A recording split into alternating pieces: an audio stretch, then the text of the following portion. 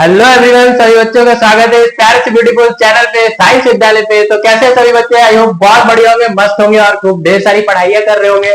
तो जैसा कि हमारा लेक्चर सर चल रहा है ट्रिग्नोमेट्रिक रेशियो। सर पढ़ाई वढ़ाई तो चलते रहता है सर, कुछ बात करते हैं तो बात नहीं करते हैं, पहले आज पढ़ते हैं बच्चों। तो आज बड़े बहुत इंपॉर्टेंट और मजेदार सवाल करेंगे किससे भी, ट्रिग्नोमेट्रिक रेशियो। जैसा कि मैंने आपको स्पेसिफिक एंगल्स के बारे में बात बताया था, ढेर सारे में स्पेसिफिक एंगल्स के क्वेश्चंस भी कर रखे थे प्रीवियस लेक्चर में। अगर जिसने नहीं किया, सिर्फ जो बाबू सोना जादू टोना कर रहे हैं तो सिर्फ वो नहीं करना है सर। सर हमको थोड़ा पढ़ाई भी करना है सर। तो आज का लेक्चर एकदम बेहतरीन सवाल के और लीचर क्वेश्चन से नहीं, आज लेवल का क्वेश्चन थोड़ा अप रहेगा सर, मजेदार क्वेश्चन करेंगे। तो पेन कॉपी लेके बैठ जाइए और खाना खाना साइड करते हैं थोड़ी देर के लिए, फिर पढ़ाई करेंगे, उसके बाद खाना खाएंगे सर। तो बनते हैं, मिलते हैं और शुरू करते हैं इस लेक्चर को पहले सवाल के साथ। तो आज का लेक्चर और आज का सवाल बड़े घातक सवाल के साथ। क्या सोचा था सर के क्लास में चलेंगे और हलवा क्वेश्चन करेंगे, मजा लेंगे? नहीं, इस क्वेश्चन को करना है। अब बच्चा सोचेगा सर हमने स्क्वायर तो पढ़ा था सर, सर आपने कुछ ऐसा तो बताया था सर हमें, सर स्क्वायर तक हमने पढ़ा था सर, सर हमने उससे भी बड़ा पढ़ा था सर, क्यूब पढ़ा था। अभी बच्चे कुछ नींद में होंगे, बच्चे कुछ नींद में होंगे, सोच रहे होंगे, सपना देखेंगे काश हमारी शादी प्रिया से हो जाती। और बच्चे सोचते हैं कि हमारी जब शादी हो जाएगी तो हम सुबह सुबह हमारी बीवियां उठाने आएंगी, बस चाय कॉफी लेके आएंगे। बेटा ऐसी सपने में नहीं डूबना है। आजकल चाय के साथ बेलन भी आते हैं, बेलन से स्वागत होता है सुबह सुबह। तो हमेशा है चाय कॉफी की निगरानी में नहीं रहना है, क्योंकि आज का दिन बदल गया है और चाय कॉफी हमेशा नहीं मिलती, कभी कभी बेलन भी मिलने लगता है।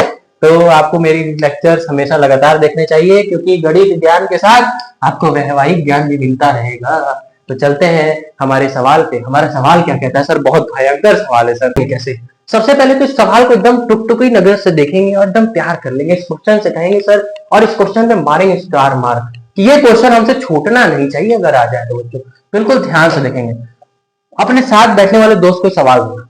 अगर सपोज कोई बच्चा देख रहा है, इस वीडियो को कर रहा है, तो बच्चा बेटा तू अपने साथ बैठने वाले दोस्त को क्वेश्चन देना, कहना उसके मुंह पे क्वेश्चन मार के देना कि हमें ये क्वेश्चन करके बता मेरे भाई कैसे आंसर आएगा। चल मैं ऑप्शन बता देता हूँ। ऑप्शन चल 1 आ गया सर, 2 आएगा सर 3 और डी नन मान लेते हैं। तो कौन सा ऑप्शन सही है सर? कौन सा ऑप्शन सही, बस हमें बताना है। तो सबसे पहले शुरुआत करते हैं क्वेश्चन की एकदम बारीक बेसिक पॉइंट से। सबसे पहली बात कि हमें क्या दे रखा है बच्चों, tan theta plus cot theta. हाँ तो मैं ये कह रहा था कि आप ये सवाल अपने दोस्त को देना और कहना कि चल भाई मुझे करके दिखा दे।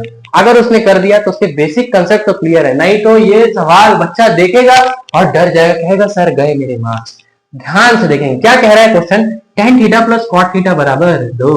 अब मैं क्या कर सकता हूँ सर? इसको छोटा कर सकते हैं सर। हमको tan और cot पर बड़ा परेशान करता है सर, हम ऐसे नहीं कर सकते।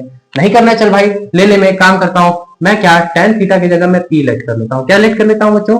p लेट कर लेता हूँ। बड़ा इंपॉर्टेंट सवाल है, एकदम ध्यान से देखेंगे। अगर कोई बच्चा चैटिंग कर रहा है, गेम खेल रहा है, तो प्लीज थोड़ी देर के लिए फोन साइड रखते हैं और सिर्फ लेक्चर पे ध्यान देते हैं। हाँ सर क्या कहना चाहते हैं? सर अगर मैंने tan थीटा को मैंने p लेट किया तो हमें पता है सर क्या हमें पता है कि cot थीटा जो होता है बच्चों, cot theta is nothing but 1/tan theta. मैं कह सकता हूँ क्या? सर ठीक है सर। तो क्या हमारे पास रिजल्ट क्या आएगा बच्चों? tan थीटा की जगह हमने p लेट कर लिया and cot theta is nothing but 1/tan theta, that means कि 1/p इज इक्वल टू 2। बहुत बढ़िया। क्या मैं यहाँ से एलसीएम खेल सकता हूँ? क्या मैं एलसीएम खेल सकता हूँ? तो हमारे पास यहाँ से रिजल्ट क्या आएगा बच्चों? हमारे पास रिजल्ट आएगा p square plus 1 is equal to 2। बहुत बढ़िया। आई होप सभी बच्चों को यहाँ तक समझ में आया होगा। बहुत बढ़िया। अब चलते हैं थोड़ा आगे। नेक्स्ट अगर हम इस कैलकुलेशन को आगे देखें बच्चों, तो हमारे पास क्या आएगा? p स्क्वायर प्लस 1 एंड ये हो जाएगा हमारे पास इज इक्वल टू में 2p। बहुत बढ़िया सर।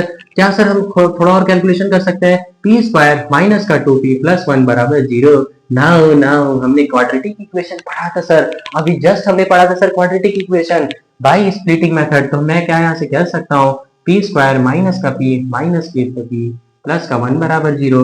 तो क्या मैं यहाँ से p कॉमन ले सकता हूँ बच्चों? p माइनस 1, मैंने 1 माइनस कॉमन लिया, minus of p plus 1 is equal to 0। तो ये क्या आएगा? p माइनस ऑफ 1 एंड इधर से भी हमारा क्या रहा है बच्चों? p माइनस का 1। बहुत बढ़िया सर। तो मैं क्या कह सकता हूँ बच्चों, यहाँ से p के वैल्यूज क्या है? 1 आ रहा है।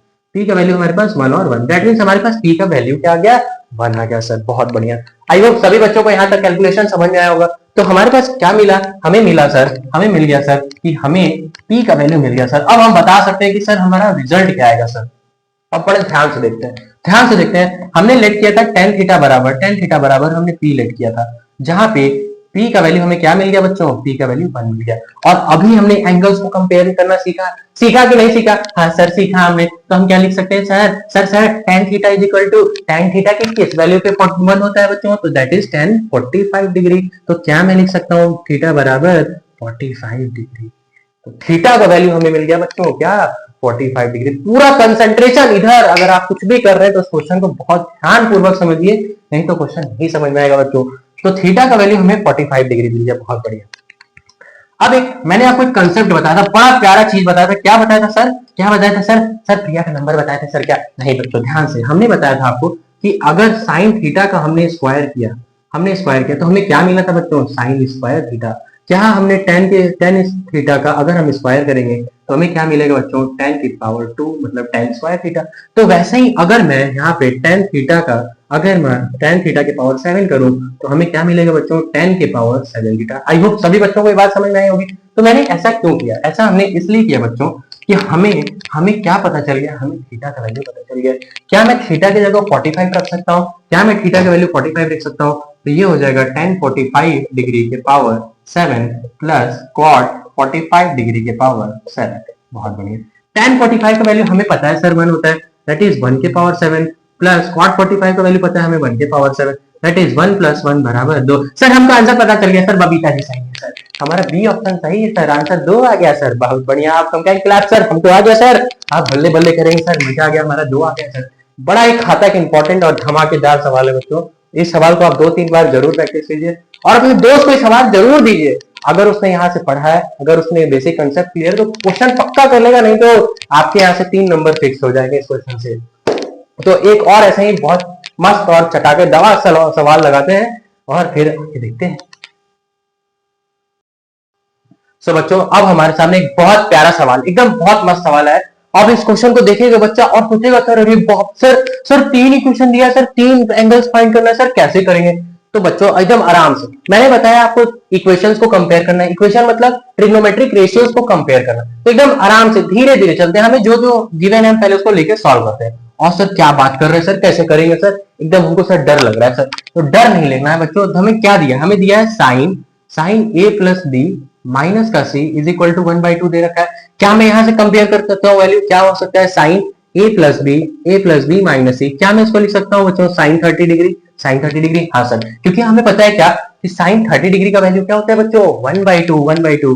तो मैं क्या लिख सकता हूँ a प्लस बी माइनस का c is equal to 30 degree. Sir एक इक्वेशन तो बन गया सर, अब इससे हम क्या कर सकते हैं, एक इक्वेशन क्या मैं और निकाल सकता हूँ? एक इक्वेशन कैसे निकालेंगे सर, हमें ये दे रखा है बच्चों, क्या होगा cos of b plus c minus a is equal to 1/√2। अगर जिन भी बच्चों को इस सवाल का जवाब पता है तो फटाक से कमेंट सेक्शन में इसका आंसर बताएं। लेकिन सबसे इंपॉर्टेंट बात, कैलकुलेशन करेंगे कैसे? अब आधे से ज्यादा बच्चे परेशान होंगे कि सर इसमें तो 3 एंगल दिया सर हम 2 एंगल के बारे में पढ़े हैं, तो 3 एंगल कैसे फाइंड करेंगे बच्चों? हमें पहले जो गिवन है हम पहले उसके हेल्प से पहले इक्वेशन को बनाते हैं। तो मैं यहां से क्या लिख सकता हूं, cos b plus C minus of A, क्या मैं इसको लिख सकता हूं cos ऑफ 60 डिग्री, क्या मैं ये लिख सकता हूं cos ऑफ 45 डिग्री, क्या मैं लिख सकता हूं बच्चों, क्या मैं इसको cos 45 डिग्री लिख सकता हूं? हाँ सर लिख सकते हैं सर। नेक्स्ट क्या मैं लिख सकता हूं बच्चों, क्या मैं नेक्स्ट लिख सकता हूं b plus C minus a is equal to, क्या मैं इसको ऐसे 45 डिग्री लिख सकता हूं? हाँ सर। तो बच्चों ये इक्वेशन नंबर 2 हो गया, बहुत बढ़िया। अब हमारा मोस्ट ऑफ द काम हो चुका है बच्चों। नाउ अब हमारे पास 2 इक्वेशन बन गया। सर हमारे पास 3 एंगल है, सर हमारे 2 इक्वेशन में काम नहीं बन रहा है। तो हम बचपन में जब छोटे से थे तो हमने एक प्रॉपर्टी पढ़ी थी ट्रायंगल की, बड़ी खतरनाक प्रॉपर्टी। क्या पढ़ा था सर हमने बच्चों कि अगर ट्रायंगल के तीनों एंगल का सम क्या होता है? सर हमको पता है 180 डिग्री होता है सर, और उसको हम क्या बोलते हैं बच्चों, एंगल सम प्रॉपर्टी। इसको क्या बोलते हैं बच्चों, एंगल सम प्रॉपर्टी। तो इसी का हेल्प लेंगे और हम यहाँ से एक थर्ड इक्वेशन का जन्म करेंगे। देखते हैं क्या आएगा हमारे पास। मैं क्या लिख सकता हूं, angle a plus angle b plus angle c is equal to 180 degree. Sir ये कहां से आया सर? तो बच्चों हमने इसको लिया है एंगल सम प्रॉपर्टी के हेल्प से, बहुत बढ़िया। तो ये हम इसको मान लेते हैं, हमारे पास इक्वेशन नंबर 3 आ गया।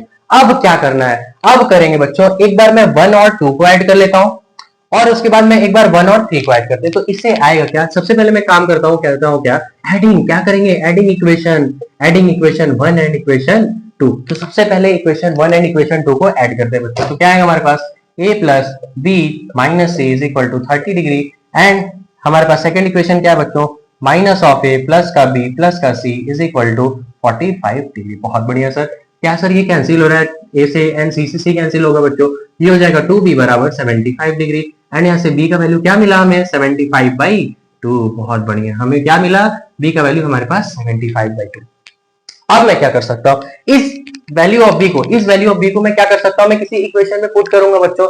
बहुत बढ़िया, लेकिन उससे पहले अब हम क्या करते हैं, अब मैं इस equation number 1 and equation number 3 को ऐड करते हैं। क्या लिखेंगे बच्चों, अब हम adding equation 1 and equation number 3, adding equation 1 and equation 3। तो जैसे ही हम adding equation 1 and equation 3 add करेंगे बच्चों, तो हमारे पास क्या आएगा, a plus b plus c is equal to 180 degree. बहुत बढ़िया सर।